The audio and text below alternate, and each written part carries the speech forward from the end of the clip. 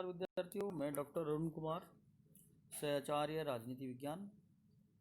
आज BA part second के दूसरे पेपर भारतीय राज्य व्यवस्था के महत्वपूर्ण बिंदु संवैधानिक संशोधन विधेयक पर आपसे बात करूंगा। संवैधानिक संशोधन विधेयक भारत के संविधान के अनुच्छेद 368 और भारतीय संविधान के भाग 20 में इस संविधान संशोधन विधेयक के संदर्भ में बताया गया है। भारत के संविधान में संशोधन किस प्रकार से होगा, इसके बारे में यह अनुच्छेद पूर्ण जानकारी प्रदान करता है। संविधान संशोधन विधेयक के बारे में कुछ बातें सामान्य रूप से जो हम कर सकते हैं वो यह है कि इस प्रकार के संविधान संशोधन विधेयक के संदर्भ में व्यवस्था जो अनुच्छेद 368 में की गई है वह यह है कि संविधान संशोधन विधेयक संसद के किसी भी सदन में रखा जा सकता है। इसके लिए बाध्यता नहीं है कि वह पहले लोकसभा में या राज्यसभा में रखा जाए, यानी कि लोकसभा और राज्यसभा दोनों सदनों में भारत के संविधान को संशोधित करने संबंधी विधेयक रखा जा सकता है। दूसरी बात है कि संविधान संशोधन विधेयक में यह भी कोई अनिवार्यता नहीं है कि उसे केवल सरकारी सदस्य ही रखेंगे। इस प्रकार के विधेयक को रखने का अधिकार सरकारी और गैर सरकारी सदस्यों को प्राप्त है। सरकारी सदस्य वो होते हैं जो केंद्रीय मंत्रिमंडल के सदस्य होते हैं और गैर सरकारी सदस्य वो होते हैं जो संसद के सदस्य होते हैं, यानी जो मंत्रिमंडल के सदस्य नहीं होते हैं उन्हें गैर सरकारी सदस्य कहा जाता है। तो संविधान संशोधन विधेयक सरकारी और गैर सरकारी दोनों सदस्यों के द्वारा रखा जा सकता है। इस संविधान संशोधन विधेयक के संदर्भ में जो और व्यवस्था की गई है वह यह है कि संविधान संशोधन विधेयक संसद के प्रत्येक सदन के विशेष बहुमत, यानी सदन की कुल संख्या के बहुमत आधे से अधिक तथा उसमें उपस्थित और मतदान करने वाले सदस्यों के कम से कम 2/3 बहुमत से पारित होना आवश्यक है। संविधान संशोधन विधेयक के पारित होने के बारे में क्या व्यवस्थाएं हैं कि विशेष बहुमत की आवश्यकता है। विशेष बहुमत कैसे होगा कि एक तो दोनों सदनों के द्वारा अपने जो सदस्यों की जो कुल संख्या है उसमें आधे से अधिक का उसमें समर्थन होना चाहिए और साथ ही साथ मतदान में उपस्थित और मतदान करने वाले सदस्यों के 2/3 बहुमत की इसमें आवश्यकता होती है।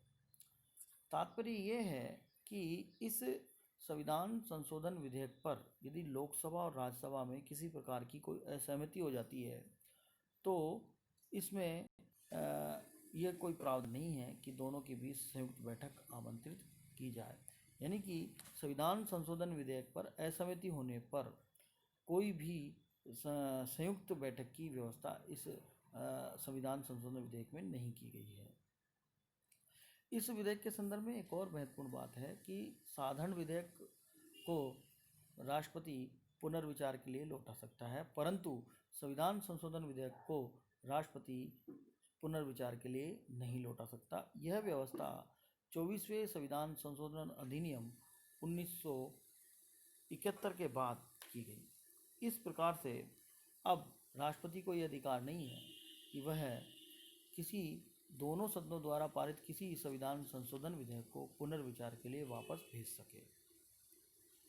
इस प्रकार के संविधान संशोधन विधेयक में एक और महत्वपूर्ण व्यवस्था है कि यदि कोई संविधान संशोधन विधेयक संघीय ढांचे से संबंधित है तो उसमें यह अनिवार्यता है कि आधे राज्यों का उस संविधान संशोधन विधेयक पर अनुसमर्थन भी प्राप्त करना होगा, यानी कि संघीय ढांचे में कोई बदलाव, कोई परिवर्तन संविधान संशोधन के माध्यम से किया जाना है तो मूल बहुमत के साथ साथ जो है आधे राज्यों के अनुसमर्थन की भी आवश्यकता होती है।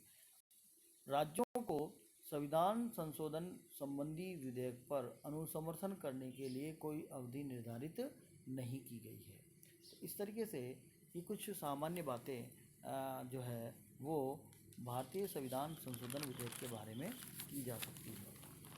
आइए देखते हैं संविधान संशोधन की प्रक्रिया क्या है। संविधान संशोधन विधेयक 3 प्रकार से पारित होते हैं।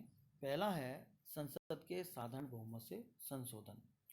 कुछ अनुच्छेद भारतीय संविधान में ऐसे हैं जिनमें बदलाव के लिए संसद के साधारण बहुमत की आवश्यकता पड़ती है और उस साधारण बहुमत से संसद जो है संविधान संशोधन कर सकती है।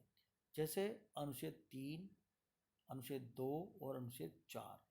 इन अनुच्छेदों में जो बात निहित है जिसमें संसद परिवर्तन कर सकती है वो है नए राज्यों का प्रवेश या स्थापना, नए राज्यों का निर्माण और वर्तमान राज्यों के क्षेत्रों, सीमाओं या नामों में परिवर्तन। तो इन विषयों से संबंधित जो परिवर्तन हैं वो अनुच्छेद 2, 3 और 4 में जो निहित हैं उन अनुच्छेदों में संसद अपने साधारण बहुमत से परिवर्तन कर सकती है।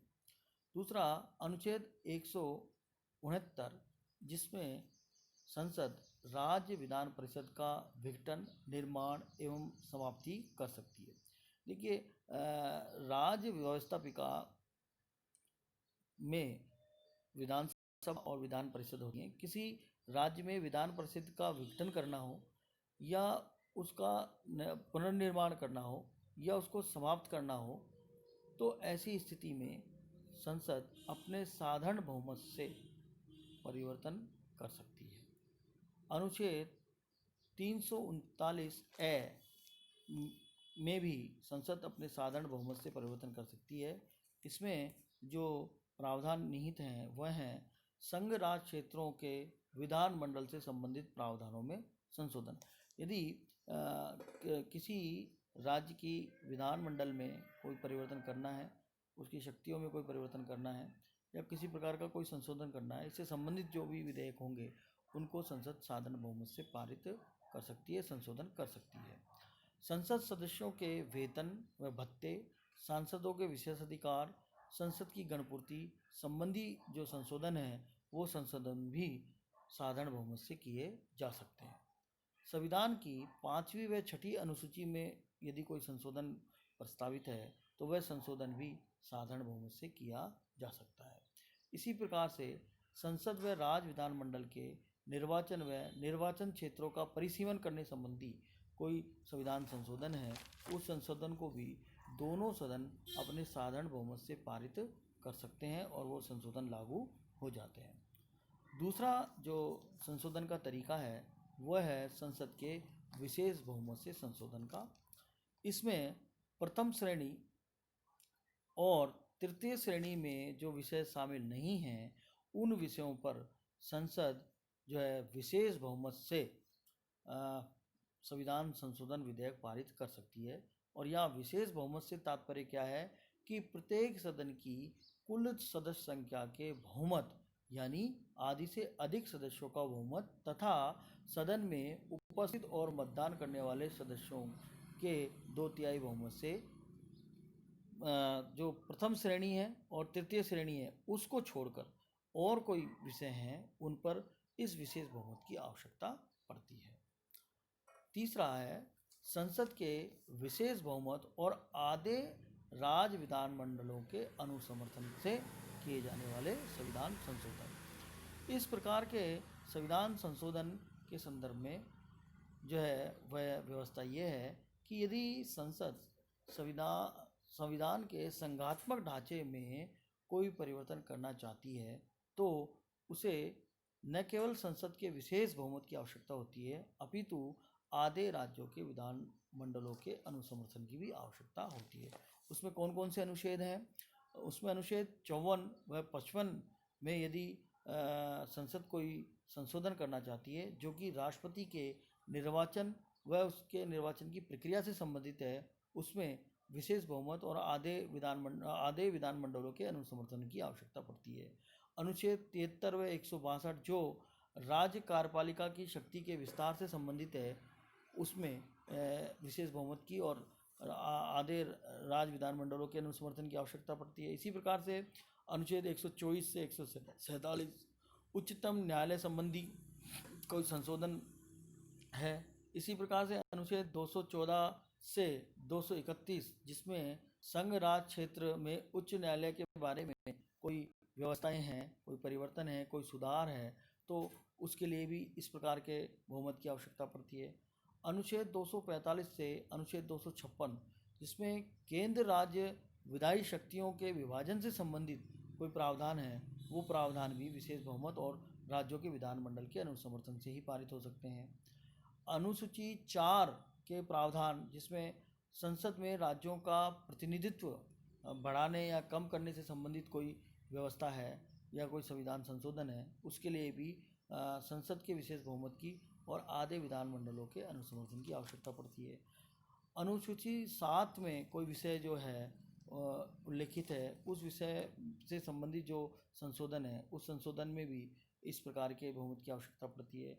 अनुच्छेद 368 जो संविधान संशोधन से ही संबंधित है, उस संविधान संशोधन विधेयक के लिए भी आधे राज्यों के